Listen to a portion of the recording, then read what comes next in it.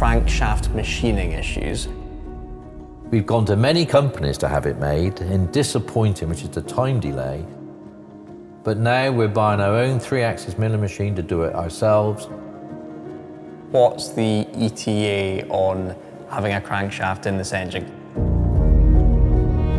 And now, good news! On this phone, I have an email from the guys at BDI saying that they now have a crankshaft. It's been manufactured, it's been delivered, so now they're going to assemble it, heat treat it, whack it in an engine, and then we will head up the road and film the first ever dyno session of the 2-litre Connaught V10. I've been told that will be in the next 2 to 3 weeks. That news changes things. I said in my last video that I was going to switch my Mark II to an alternate V10 MX-5 plan, and we would simply buy another MX-5 for when the 2-litre was ready, because I'd rather have a V10 MX-5 than have 0 V10 MX-5s. But it seems by that video going live, it's kick-started things into motion, so I'm going to perform a switcheroo. We are still going to have 2 V10 MX-5s. I'm very committed to that, but this one here is going to be kept nice for my 2-litre.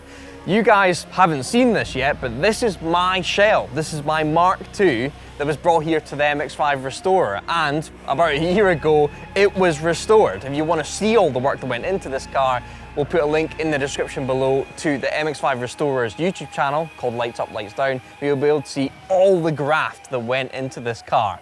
Now, it was restored. It's now sat here for well over a year because of how long the engine's taken, so it does need a polish, some paint here and there, but underneath is where all the real work has gone on. This car was a complete rot box. It should really have been scrapped, but I said, please save it. And fair enough, Roy and the lads have got stuck in. So underneath is a completely solid Mark II MX-5 ready to take a V10. You guys are nearly up to date then, but what about the second car, the alternate V10 MX-5? Well, it's right here. This is exactly the sort of car I was looking for. A solid but scruffy MX-5 so that we're not too scared to hack into it. What's cool is that it's a Mark I, so it's the more collectible car, and also it's a really late one, a 1997, so there's only 1 year between this car and my Mark II outside. It's also green. Today's job is to get rid of all the stuff we're not going to need, chiefly the engine and the gearbox, so let's get them gone. The guys down at the MX5 Restorer are the best in the Mazda business, and technician Roy has been the main man on my Mark II and will be helping us with our new Mark I endeavour also. Roy, despite how this car looks, I've been told it's really solid. What work have you done to this in the past? We've basically mainly worked on the rear end. Okay. In the usual spots where they rust out, unfortunately. So lower sill end plates have been replaced, inner sill's been replaced, inner uprights have been replaced. This side has had inner and outer arch, as well as the outer sill. The other side hasn't needed an arch. It's got a good arch in it, so we just literally did the lower sill section with the inner sill and lower box section and lower sill end plate as well. Okay, so all the MX5 things, basically. Pretty much, yes. Yeah, pretty much. Okay, so by the end of today, we want the engine and gearbox out. How do you take them out of an MX5? Quite simple, to be fair. Yes, good. Start off with the inside, removing the centre console, take the gear stick out of the actual gearbox itself. And then from then onwards, it's getting stuff underneath undone. We've already started by removing the manifolds and downpipe because they can be quite tricky sometimes. So the next job is get it in the air, get the prop out, and start unbolting stuff, basically. Okay, I'm going to get a more appropriate jumper on, yep, and then we'll crack on. No worries.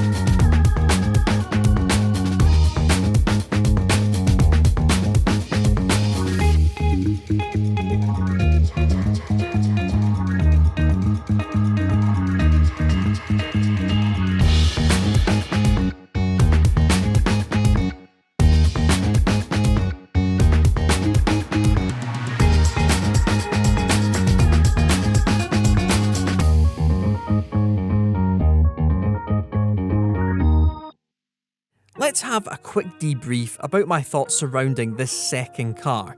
I want a V10 that some automotive giant has spent hundreds of millions of R&D dollars on, so we know we have an engine that once fitted will be 100% good to go on the key. For fitting it, yes, there will need to be some cutting, but the LS V8 guys over in the States do this kind of thing in their sleep, so what's another 2 cylinders? Also, there's a guy in South Africa that has somehow forced a V12 in one, so we should be fine. The question is, what engine have we gone for? The realistic choices are the 5.2 litre petrol Audi engine, the 5 litre diesel, also from the VAG group, or the S85 5 litre BMW engine that we know very well. Maybe even the Viper V10. Place your bets in the comments below. Roy, that's everything on top disconnected. We're hoping everything underneath. How confident are you that this is just going to slip out now?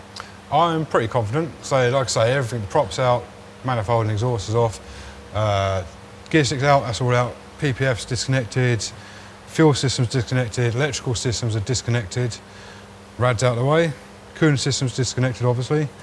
Should be good to go. I think that's pretty much it. I think it's a case of get the crane in, get it roped up, undo the engine mounts, and hopefully, fingers crossed, Nothing's going to shear as it comes out. it's not so much shear. There's normally always one thing that's left connected somewhere, but hopefully we should be fine. I know we've slowed you down because of filming and stuff, but you were telling me that you've got this art down to about an hour and a half to take an engine and gearbox out of these. Yeah, it's about an hour and a half, start to finish, engine out and That's gearbox. It's just simple to work on. There's nothing. The hardest part about removing an engine and gearbox on one of these is trying to get the downpipe off the manifold. Okay. Because the studs they rust up and they shear. Yeah. So if you can get it off the cat, remove the manifold from the block and just go from there. Okay, so we've got a couple of engine mount bolts. Yep. Crane in. Yeah, pretty much. Cool. Fingers crossed, hopefully that's it.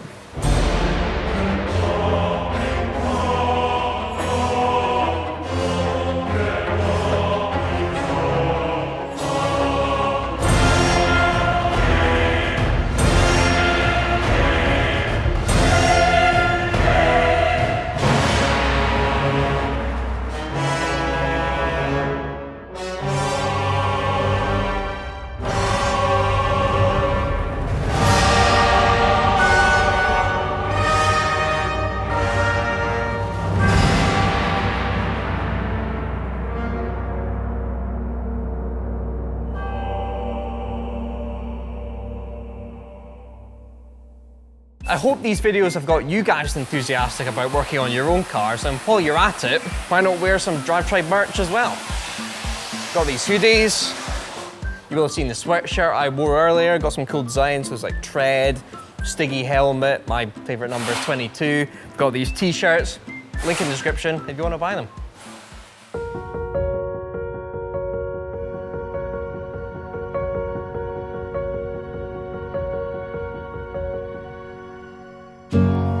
That is it for today's video. The V10 MX-5 project, ×2 now, is really gathering pace. Car number 2 is now off to its next destination to get its new engine. And once you realise where it's going, you'll know exactly what engine's going into it. Let's just say I'm gonna need to stock up on Iron Brew and sausages. I'll leave it there. If you like this video, give it a thumbs up. I've been Mike, and don't forget to subscribe to DRIVETRIBE. This is going to be super exciting.